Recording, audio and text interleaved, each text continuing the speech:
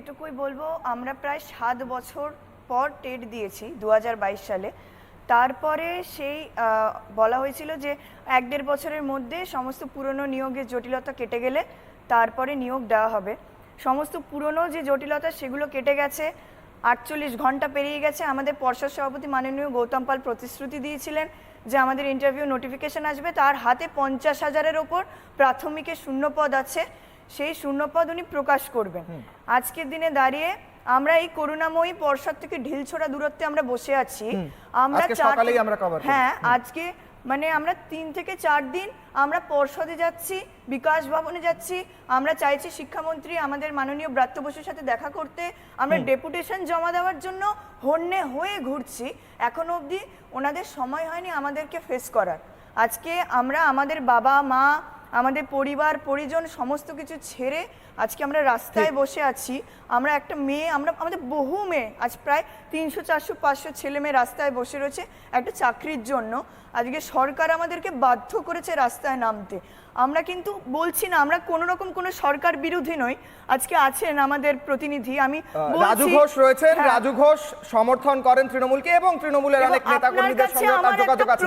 কি বলবেন আপনি? এতদিন ধরে আমরা রাস্তায় বসে আছি, এতদিন আমরা মিছিল করছি, এতবার আমরা পর্ষদে গেছি, আমরা বিকাশ ভবনে গেছি একটু দেখা করার জন্য যে আপনাদের যে 50,000 শূন্যপদ আছে সেই জায়গা আমাদের উত্তর আছে রাজু বাবু? না না, এখানে এই রাজ্যে যথেষ্ট চাকরি হচ্ছে এবং কিছু কিছু বিষয় আইনি জটিলতার মাধ্যমে আটকে রয়েছে। কোর্টে যারা কোর্টে কেস করেছে কি কোর্টে?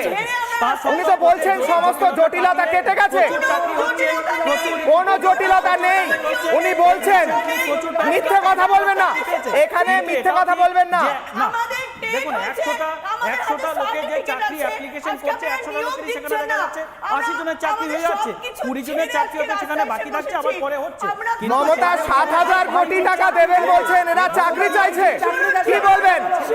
চোর মমতা ভুলভাবে চালিত করছে এবং আইনের মাধ্যম দিয়ে বেড়া যায় এই চাকরিগুলো যাতে না হয় সেই চেষ্টা করে আটকে রাখছে রাজ্য সরকার।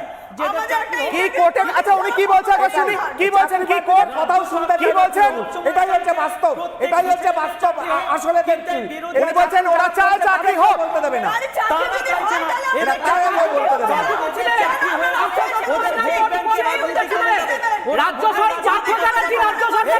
ঠিক আছে, সবাই একসাথে বললে শোনা যাবে না, এক এক করে বলুন বলুন।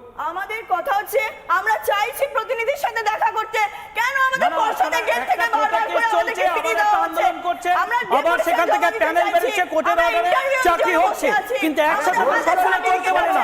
উত্তর আছে? উত্তর আছে রাজু বাবু? উত্তর আছে? ঠিক আছে, এক এক করে উত্তর আছে। যে কোটা চাকরি আটকে আছে, যে কোটা জটে আটকে আছে, প্রত্যেকটা একসাথে না, এক এক করে উত্তর আছে। জটিলতা কোর্টের মধ্যে কি জটিলতা?